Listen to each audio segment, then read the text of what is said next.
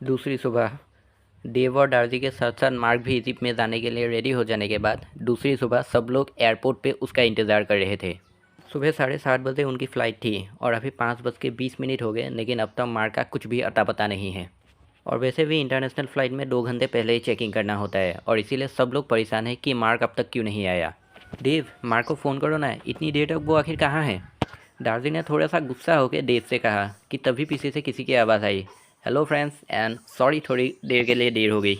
लेकिन मार्क, इतनी देर क्यों हो गई? डेव ने मार्क से पूछा। मार्क ने जवाब दिया, अच्छा अच्छा वो सब छोड़ो एंड डार्जी, इनसे मिलो, ये है मेरी आंटी जूलिया। डार्जी ने प्यार से कहा, गुड मॉर्निंग आंटी। और मार्क, इनसे मिलो, ये है मेरे मॉम डैड। कि तभी डेव ने पीछे से थोड़ा एग्रेसिव होकर बोला, अच्छा ये सब जान पहचान हो गए हो तो अभी निकले, नहीं तो फ्लाइट मिस हो जाएगी। अरे हाँ चलो चलो, नहीं तो सच में देर हो जाएगी, मार्क ने जल्दी जल्दी में सबको कहा। कि तभी जाते वक्त जूलिया ने कहा, अच्छा सुनो मार्क, तुम अच्छे से रहना और मेरी फ़िक्र बिल्कुल भी मत करना, मैं यहाँ पे अकेले रह लूँगी, बाय बाय। ओके आंटी, और आप भी मेरी फ़िक्र बिल्कुल भी मत करना, मैं भी अच्छे से वहाँ पे रह लूँगा। जूलिया उसके बाद घर चली गई और मार्क भी सब लोगों के साथ फ़्लाइट की तरफ बढ़ने लगा। सुबह करीब 7:30 बजे फ़्लाइट है और अभी 5:25 हुए हैं, तो अभी इतनी भी देरी नहीं हुई है। सब लोग फ़्लाइट की तरफ बढ़ ही रहे थे कि अचानक अचानक डार्जी ने देव की तरफ चिल्लाते हुए बोला, अरे देव, मार्क कहाँ है? अभी तो हमारे साथ था। देव ने भी हैरानी से कहा, अरे ये लड़का अभी तो हमारे साथ था, अचानक कहाँ चला गया? अरे डार्जी, वो देखो, वो रहा मार्क, अकेले में वहाँ पे खड़ा है।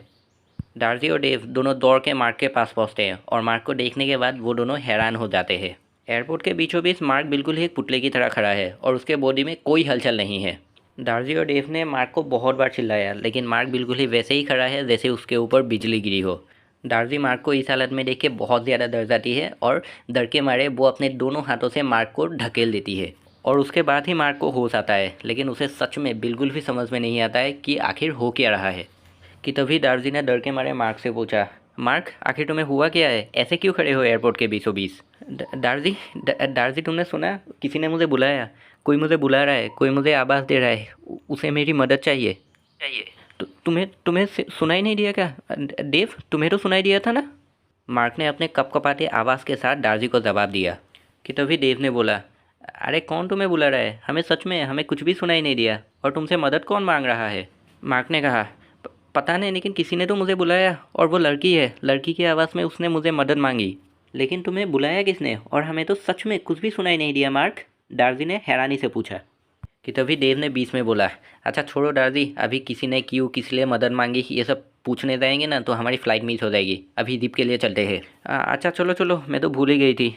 और सुनो मार्क, कल जो मैंने तुम्हारे अतीत के बारे में यानी कि तुम्हारे पास के बारे में पूछा था ना, मुझे सच में कुछ भी पता नहीं था कि तुम्हारे साथ आखिर 15 साल पहले क्या हुआ था।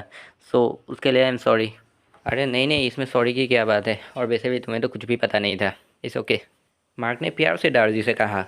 थोड़ी ही देर के बाद सब लोग अपनी अपनी सीट पे बैठ गए। उस पूरे ग्रुप में डार्जी के पेरेंट्स ही उम्र में सबसे ज़्यादा बड़े थे, तो उनका फ़र्ज़ बनता था कि वो सब लोग आगे कि नहीं आगे उन सब बातों का ध्यान रखें। वैसे मार्क, डेव और डार्जी तीनों अपना अपना ख्याल रख सकते हैं, और स्पेशली मार्क। लेकिन फिर भी डार्जी के फादर ने सब कुछ चेक कर लिया कि सब लोग आगे कि कोई रह गया है। और आखिरकार इंतज़ार ख़त्म हुआ और सुबह 7:30 बज गए, क्योंकि देव, मार्क और डार्जी 7:30 बजे का इंतज़ार बहुत ही बेसब्री से कर रहे थे। सब लोग फ़्लाइट में उड़ने का मज़ा लेने लगे और जैसे ही वक्त हुआ फ़्लाइट ने अपनी उड़ान भरी। लेकिन मार्क अब भी हैरान है, क्योंकि उसे समझ में नहीं आ रहा है कि वो आवाज़ आखिर थी किसकी, और वो आवाज़ अब भी उसके कानों में गूंज रही थी। और आखिरकार वो सब भूलने के लिए मार्क ने थोड़ी देर सोने की कोशिश की। और वैसे भी हालांकि वो लोग फ़्लाइट में जा रहे हैं, लेकिन वो सफ़र बहुत ही ज़्यादा लंबा होने वाला है और उनकी फ़्लाइट भी बादलों को चीरते हुए इजिप्ट की तरफ बढ़ने लगी।